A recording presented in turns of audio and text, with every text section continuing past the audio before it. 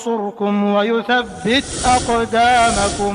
السلام عليكم ورحمة الله وبركاته. الحمد لله الذي جعل رمضان شهر الصيام للمؤمنين وأنزل الفرقان هدى للمتقين والصلاة والسلام على أشرف المرسلين وعلى آله وصحبه أجمعين.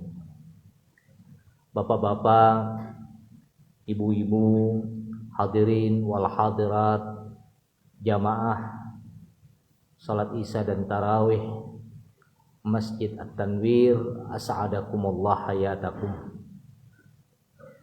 Mari kita bersyukur kehadirat Allah Subhanahu wa ta'ala.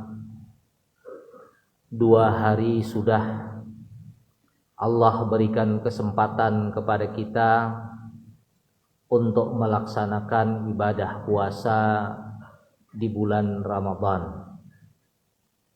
Mudah-mudahan ibadah kita diterima oleh Allah Subhanahu wa ta'ala. Agar ibadah kita diterima, syarat yang paling mutlak adalah ibadah kita dilaksanakan hanya mengharapkan ridha Allah Subhanahu wa ta'ala. Bukankah Nabi sallallahu alaihi wasallam bersabda, "Man shoma Ramadhana imanan wahtisaban." Siapa yang berpuasa karena didasari atas dasar iman, wahtisaban, dan mengharapkan ridha Allah semata, ghufira lahu ma taqaddama min dzambi. Di samping itu Nabi juga bersabda, rubba shaimin laisa lahu min saumihi illal ju' wal 'atas. Tetapi apabila salah satunya dan paling utama, puasa yang dilakukan tidak didasari dengan niat ikhlas kepada Allah, maka ia hanya mendapatkan haus dan juga lapar. Oleh karena itu, luruskan niat lillahi ta'ala. Lillahi ta'ala itu artinya ayyan wiya al-fardu annahu la yaf'alu fi'lan yukhalifu ridallah. Seseorang menanamkan di dalam dirinya bahwa ia tidak akan melakukan sesuatu yang bertentangan dengan ridha Allah. Ada seorang perempuan sedang memaki-maki pembantunya. Kata Nabi, "Kamu tidak berpuasa." Dia katakan, "Saya berpuasa." "Bagaimana mungkin engkau berpuasa sedangkan mulutmu mencaci orang yang lebih rendah daripada kamu? Tidak melakukan sesuatu yang bertentangan dengan ridha Allah." Kemudian apabila kita melakukan sesuatu yang tidak bertentangan itu, semuanya tidak lain dan tidak bukan hanya untuk Allah Subhanahu wa ta'ala. Jamaah yang dimuliakan Allah, untuk memaksimalkan nilai puasa yang kita lakukan di bulan yang penuh dengan keberkahan ini, maka setelah 2 hari kita lalui, kita harus mempunyai agenda besar di dalam puasa ini. Mungkin setelah 2 hari berlalu, banyak di antara kita melaluinya belum terlalu maksimal. Mungkin karena masih belum terbiasa, lebih banyak dilalui hanya dengan tiduran saja. Kenapa? Karena belum ada agenda. Maka harus ada agenda. Apa itu? Di antaranya, yang pertama, di bulan puasa ini hendaknya kita melazimkan salat jamaah di masjid, utamanya bagi yang laki-laki. Syukur-syukur bagi yang perempuan. Habis sahur jangan tidur, pergi ke masjid. Laksanakan salat 2 rakaat subuh sebelum 2 rakaat sebelum subuh. Kalau sekarang ini cari di Indonesia siapa yang paling kaya?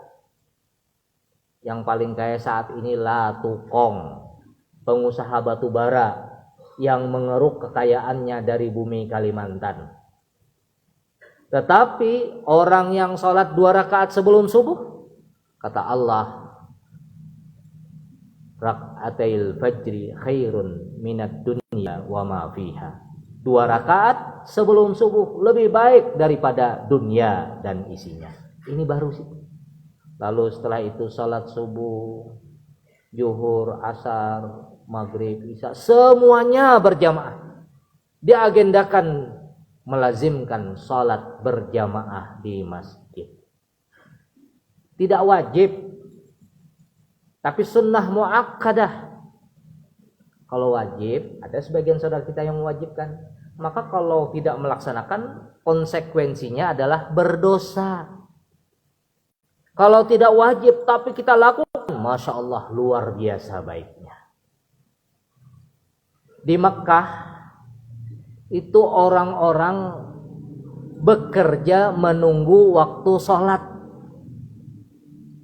Karena pada dasarnya hidup kita ini 2 yang kita tunggu. Panggilan Allah, inna lillahi wa inna ilaihi raji'un, yang pasti akan ditemui karena kullu nafsin dha'iqatul maut. Yang kedua panggilan salat, hayya 'alas shalah. Nah di Mekah itu kalau sudah hayya 'alas shalah, walaupun ada juga yang nanti kalau sudah qomat baru menutup tokonya, meninggalkan pekerjaannya, hampir semua orang salat berjamaah. Maka sebagaimana janji Allah, law kana ahlul qura amanu wattaqau la fatahna 'alaihim barakatin minas samawati wal ardh. Negeri yang kering kerontang tetapi rakyatnya hidup dengan penuh kemakmuran.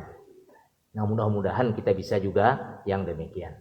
Bulan Ramadan kita agendakan, membiasakan, sehingga tarbiyah Ramadan akan menjadikan kita orang-orang yang melazimkan sholat jamaah di masjid.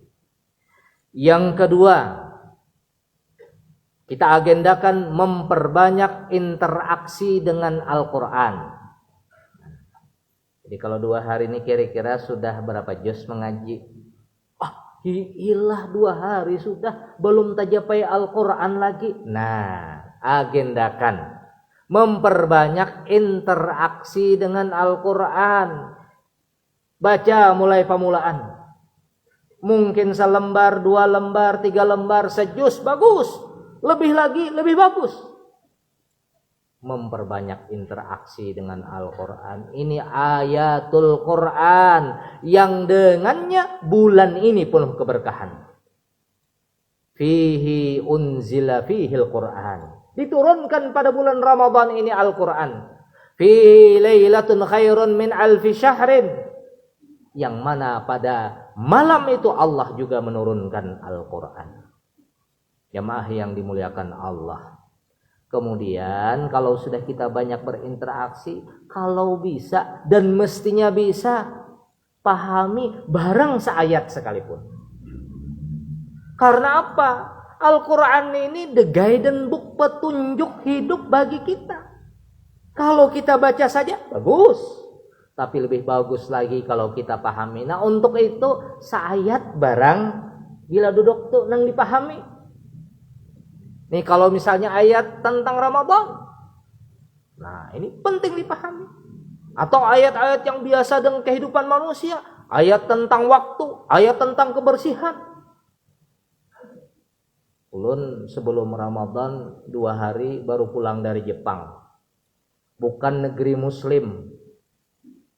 Konon katanya di setiap sekolah ada patung, di tangan kanan megang sapu, di tangan kiri memegang buku.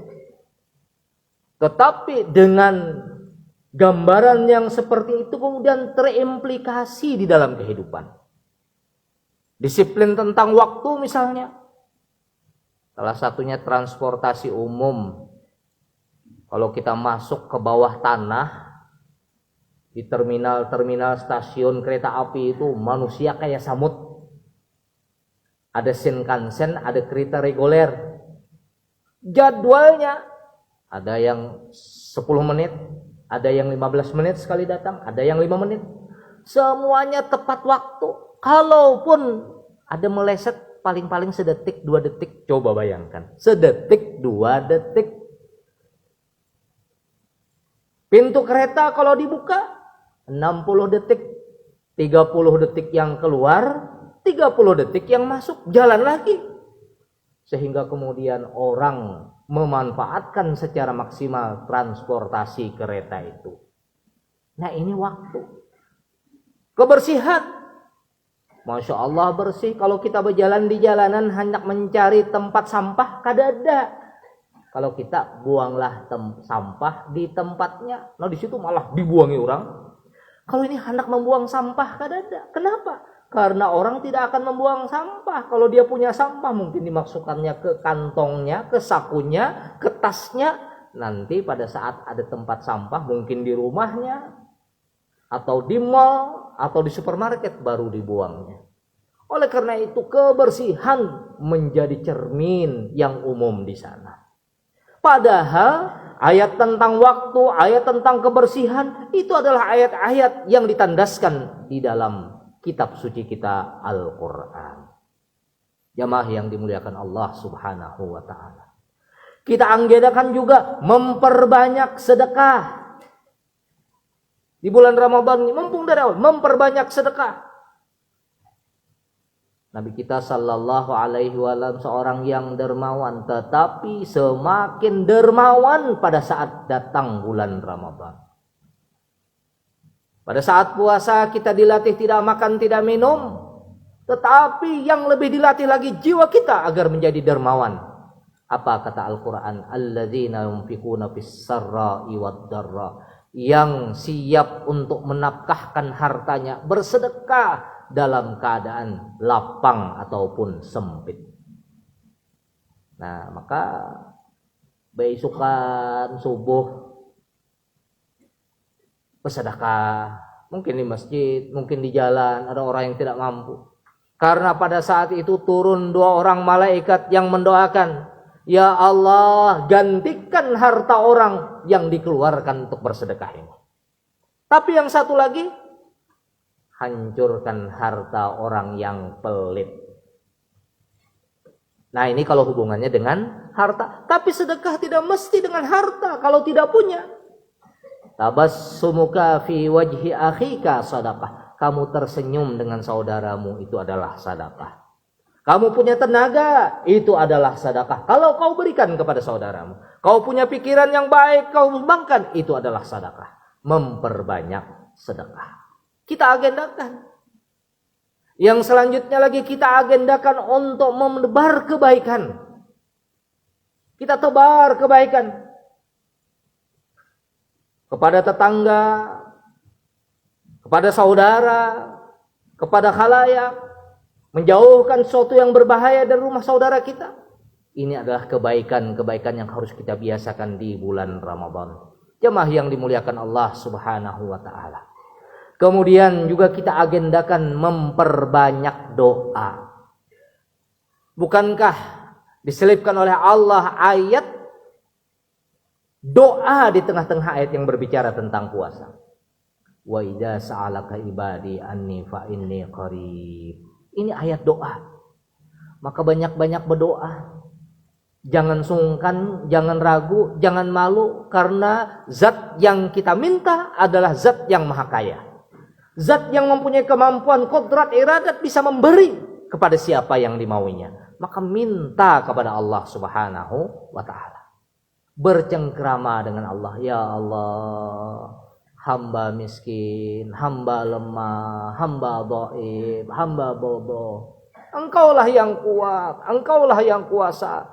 Minta kepada Allah apa saja. Permintaan untuk dunia dan permintaan untuk akhirat. Selanjutnya kita agendakan untuk lebih mendekatkan diri kita kepada Allah Subhanahu wa taala. Ini bulan baik, ini bulan yang penuh dengan keberkahan. Dekatkan diri kita kepada Allah Subhanahu wa taala. Kata Allah, apabila engkau mendekat dengan berjalan, aku mendekat kepadamu dengan berlari. Apabila engkau mendekat sehasta, aku akan mendekat kepadamu sedepak. Allah senang sekali apabila kita mendekatkan diri kepadanya. Dengan apa? Dengan banyak berzikir. Subhanallah, alhamdulillah, wala ilaha illallah, wallahu akbar. Dengan banyak beristighfar, astaghfirullahalazim, astaghfirullahalazim. Beristighfar, Allahumma la ilaha illa anta. La ilaha illa anta. Anta rabbi khalaqtani wa ana abduka wa ana ala ahdika wa wa'dika mastata'tu. Astaghfiruka bikulli ma sana'tu. Abu bikulli ni'matika alayya wa abu bikulli dhanbin faghfir li dhunubi fa innahu la yaghfiru dhunuba illa anta. Dekatkan diri kita kepada Allah, bercengkrama kita kepada Allah. Mudah-mudahan dengan agenda ini kita tidak melewatkan waktu-waktu yang betul-betul penuh dengan keberkahan ini. Boleh tidur, tapi jangan kebanyakan. Kita isi dengan agenda-agenda yang sudah kita persiapkan.